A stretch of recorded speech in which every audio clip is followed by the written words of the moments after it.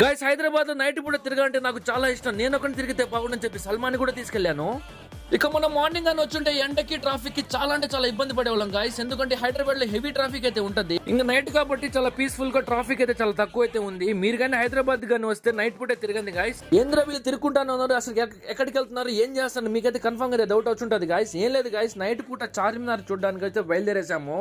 ఎందుకంటే నైట్ పూట చార్మినార్ చాలా బాగుంటది. చార్మినార్ దగ్గరికి అయితే వచ్చేసాం గాయస్. చార్మినార్ చూడండి ఎలా ఉందో నైట్ పూట, చాలా పీస్ఫుల్ గా అయితే ఉంది గాయస్, నిజంగా చెప్తున్నాను. ఇక పైన చందమామ, కింద చార్మినార్, వా వా వా క్యా సీన్ హై వా. అలాగే చూస్తూ ఉండిపోవచ్చు గాయస్. చార్మినార్ మాత్రం చాలా అంటే చాలా బాగా. మీరు హైదరాబాద్ కి వచ్చి నైట్ టైం లో ఎన్నిసార్లు చార్మినార్ చూస్తున్నారు కింద అయితే కామెంట్ చేసేయండి గాయస్.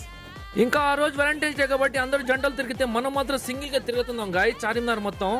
సింగిల్ కింగులం తెల్ల తెల్లకున్న తాజ్ మహల్ కి రంగులేసి రచ్చ.